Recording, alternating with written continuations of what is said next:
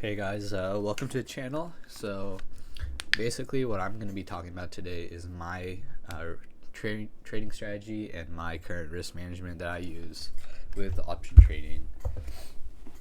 So first things first, my risk management.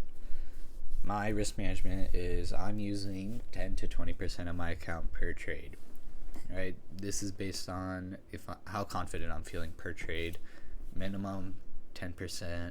Max I'll use is 20%. What this means is you got $1,000 in your account. I'm using $100 to $200 roughly. How do I take my profits? What I do with my profits is I'm doing trims. I'm doing a small trim at about 25%. I'm taking a heavy trim at 50%. What I mean by heavy trim is the rest of your contracts, except you leave. Depends how many contracts you have. You leave runners.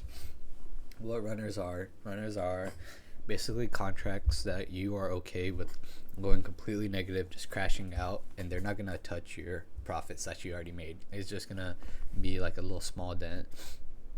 Why you want to leave runners? You want to leave runners because first off, they won't make your account like boom, pretty much, I think, because whenever you see people posting online, you're like, oh, 100%, 400%, 500%. Majority of the times, those are your runners that they have. They're risk free. They can do whatever they want. It helps usually. For the most part, I mean, your runners are up to you how you manage them. If I see them drop below that original 25% profit, I'm taking that smaller profit and I'm just cutting it. I'm not letting them go negative. My stop loss is 25 to 30% roughly. This is all based on whether I think the stock is just having a minor pullback or if it's a reversal. If it's a reversal, 25% cut, I'm done with the trade. If it's a minor pullback, I'm averaging down. I'm buying some more contracts when it's down low, so it brings my average down if I still think it's a good trade. What is my trading strategy? My trading strategy is pretty basic. I just use support, resistance, and trend lines. And I chart those on the 4 hour, 1 hour, 30 minutes. On the bigger time frames, I enter on the 5 and 15 minute time frame. And then my indicators that I use are EMA, volume, and RSI. Basically, what I mean, let me give you an example. This is the Visa. Visa right here. Visa has this trend line that I charted. Basically what this trend line is showing you a wedge. So with a wedge you see lower highs and higher lows. That's showing you the stock is getting small, is consolidating, it's getting tighter, is getting ready for a big move. So how you can trade a wedge is you either trade the bottoms in the top of the trend lines, or what you do is you wait for a breakout. Those are your two options with trading these. You don't ever want to trade in the middle of these. It's too risky. You can see it come back up and bounce up. You either trade at the top and bottom, or you wait for this breakout. How I played this was I saw this wedge forming around here on June 12th, around there. This was around the time I saw the wedge forming, so I charted it. Saw it had the not consistent bounce off this bottom.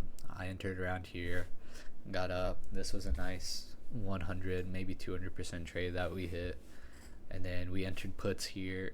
We saw that it rejected here, so we entered puts around here. This was a 400% trade in the morning. Like, it was a swing setup. What that means was I'm taking out over one day, and we woke up and that was 400% right there, right away. I didn't even play the rest of the days. I didn't keep runners because 400%. That's a crazy win. You take that. And then my indicators. So number one indicator you should have no matter what is volume. Volume is super important. It's showing you how strong each candlestick is moving, how strong the buyers and how strong the sellers are. This is the most important indicator. I think almost everybody that trades has volume. That this is one that you'll see all across. It helps you know when, like, so right here you see it's just, this is just a buyer or seller area. You see like the, you just see the volume spikes, you just see where it's standing out. My next indicator that I'd say that I like the most is RSI. RSI is pretty neat. It shows you when the stock is oversold and underbought. What that means is, basically what that means is the stock's doing too good or doing too bad, essentially. You see if it's doing too good here, you're getting a pullback. It's doing too bad here, it's going to come back up. That's pretty much essentially what it means. So that's RSI. I like RSI.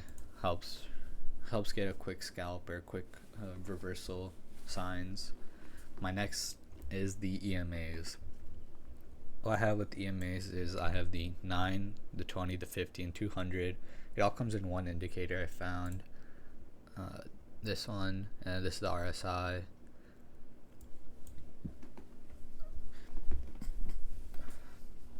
So what is what are EMAs? It's just your moving average.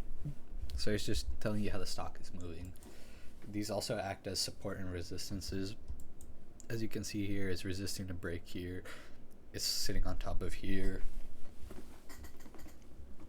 So basically on the longer time frames, I like using 200 to kind of develop the overall trend of the stock. You see 200, it's above the 200 EMA. It's riding up. It's staying above the 9 moving average on the 4 hour. This is just you're strong. This was a strong move up. You know, we see that it's moved under the EMAs. This could be a sign that Visa is just gonna be coming back down. Something to look out for. I like using them on like the 5-minute time frames when I enter trades, because I enter on the 5 and 15. This kind of shows you how the smaller time frame, how it's moving, the EMA. Because usually what you want to look for is, you see when it's tightening up, when all these EMAs are like super tight together, you're expecting a big move soon. Same thing here. You see it's they're all really tight right here. Bam, drops down and gets tight back over here, expecting a huge drop down. That's just what you want to look out for when you, just to help you enter and stuff like that. We're going to be going into more detail about all of these indicators, how to properly chart, how to properly manage your positions, but this is just an overall quick brief for most of y'all that already know how to trade, how I trade, if y'all want to check some other strategies out or whatnot. But yeah, thank you, and let me know if you guys have any more questions, or if there are certain concepts that you guys want us to explain in depth, and we'll go over those.